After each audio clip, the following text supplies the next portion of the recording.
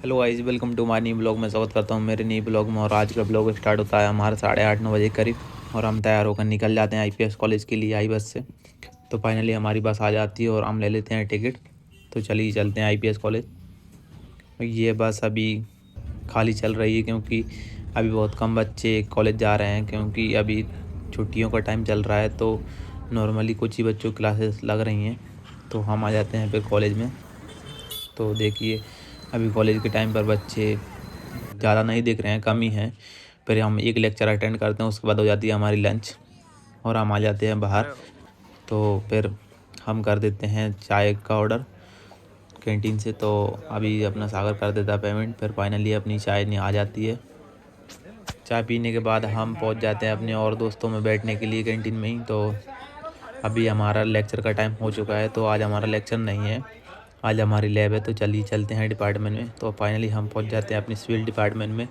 तो यहाँ पे पता लगता है कि आज हमारी लैब नहीं होने वाली। एक हमारा कोर सब्जेक्ट है जो कि फायर इंजीनियरिंग में लगेगा, तो हमको उधर जाना है। तो उन सर से हमारी बात हुई तो बोल रहे थे थोड़ा टाइम लगेगा। तो हम ऐसे ही आ जाते हैं लॉ बिल्डिंग की तरफ घूमने के लिए, क्योंकि ये हमारी कॉलेज का एक हिस्सा है, इधर बनना स्टार्ट हो गया है। देखिए आप किस टाइप से बन रहा है और काफ़ी शानदार लगता है इधर। फिर हम वहाँ से थोड़ा बहुत टाइम पास करने के बाद हम निकल जाते हैं फायर डिपार्टमेंट।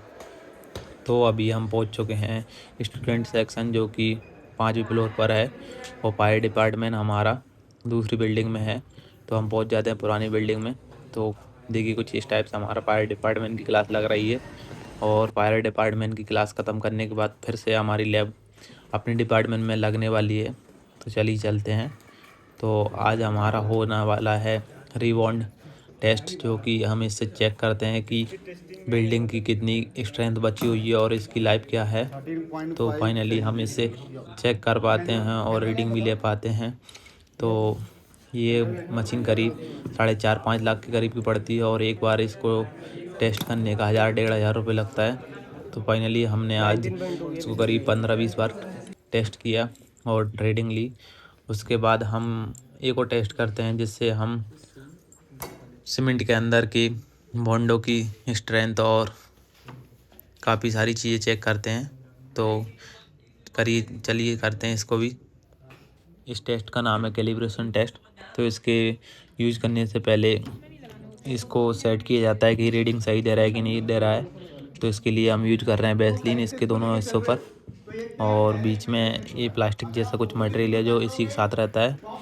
तो फाइनली हम इसको लगा देते हैं और देखते हैं इसकी रीडिंग सही आ रही है कि नहीं आ रही है। तो अभी हमारी रीडिंग आने वाली है, जो कि इसके लैब मैनुअल के हिसाब से थोड़ी आसपास ही थी। फिर हम उठा लेते हैं अपना सैंपल, और उसमें भी हम वैक्स की जगह पे वैसलीन लगा लेते हैं। तो ये फाइनली हमारे दोस्त लगा रहे हैं वैसलीन, और फिर इसमें हम दोनों हिस्सों को चिपका देंगे। उसके बाद ये इसमें रीडिंग आएगी कि इसकी लाइफ क्या है और इसके अंदर बॉन्डों की स्ट्रेंथ क्या है। तो ऐसे ही हम 2-3 और सैंपल ले लेते हैं ताकि पता चल सके कि रीडिंग सही आ रही है कि नहीं आ रही है। और हम यहाँ पर 2-3 टाइप के मटेरियल यूज करने वाले हैं, जो कि उन्होंने पहले से बना कर रखे थे एमटेक वाले भैया ने। तो चलिए करते हैं टेस्ट। किलोमीटर पर सेकेंड में, ठीक है बेटा। अच्छे से बैक्स लगा देते हैं दोनों सिरों पर, जहाँ पर हमारी कैलिब्रेशन के दोनों इक्विपमेंट लगेंगे। तो फाइनली हम कर देते हैं फिर अपनी मशीन को स्टार्ट। तो ये हो जाता है अपनी मशीन स्टार्ट। तो चलिए देखते हैं इसमें रीडिंग क्या आ रही है। तो अभी तो ये थोड़ा गलत बता रही थी, तो ये फाइनली अच्छे से पकड़ लेते हैं, क्योंकि ये जब तक समांतर नहीं रहेंगे तो रीडिंग सही नहीं देती है। तो कुछ हमारी रीडिंग आ रही है 34 करीब, जो कि नॉर्मली मीडियम है। अगर 45 करीब रहती है तो सही रहती है। अभी ये इसकी और क्यूरिंग होगी, उसके बाद ये फाइनली अपनी फाइनल स्ट्रेंथ पे पहुंच जाएगा। तो अभी हमारे पास एक सैंपल और है, तो हम उसको भी लगा लेते हैं और देखते हैं इसकी कितनी आने वाली है। तो इसकी आती है 38 के करीब। तो ये सैंपल इससे अच्छी स्ट्रेंथ पकड़ रहा है, क्योंकि ये 5 दिन ज़्यादा हो चुका था इसकी क्यूरिंग को। फिर पहुँच जाते हैं हम बाहर, क्योंकि अभी हमारी छुट्टी हो गई है और सभी लोग निकल जाते हैं अपने अपने घर के लिए। फिर हम पहुँच जाते हैं मेन गेट पर, और जब भी हमारे कौशल भाई आ जाते हैं। तो चलिए हम चलते हैं कौशल के साथ। अभी बस से नहीं जाएंगे क्योंकि ये रेंट देने गया था, तो ये कौशल आ जाता है और मेहुल भी आ जाता है क्योंकि ये अभी गाँव से आया था। फिर हम पहुँच जाते हैं पेट्रोल पंप पर। तो चलिए लेते हैं पेट्रोल पंप से पेट्रोल।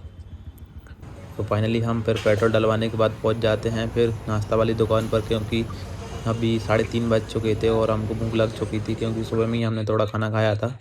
फिर हम यहाँ से कचौड़ी खा लेते हैं, फिर निकल जाते हैं अपने रूम की तरफ। तो चलिए चलते हैं रूम पर। और आज मार्केट भी है तो हमको मार्केट भी जाना रहेगा। तो फाइनली हम पहुँच जाते हैं रूम पर। तो चलिए चलते हैं अंदर। और शाम के करीब हम 7-8 बजे करीब निकल जाते हैं मार्केट की तरफ, क्योंकि हमारे सिलिकॉन सिटी के पास में एक मार्केट लगता है जो कि हफ्ते में एक बार ही लगता है। तो हम सारी सब्जी एक ही दिन ले लेते हैं। तो फाइनली आज हम ले लेते हैं अपना झोला भर के सब्जी और निकल जाते हैं अपने रूम की तरफ। यहाँ से हमारे रूम की करीब 1.5-2 किलोमीटर दूरी है, तो हमको ज़्यादा टाइम नहीं लगा। 10-15 मिनट में हम आ जाते हैं धीरे धीरे चलते हुए, क्योंकि शाम के टाइम ट्रैफिक भी रहता है। तो हम आराम से ही चल रहे थे और फाइनली आ जाते हैं हम रूम पर। आज के ब्लॉग में इतना ही, मिलते हैं आपसे अगले ब्लॉग में। जय हिंद, जय भारत।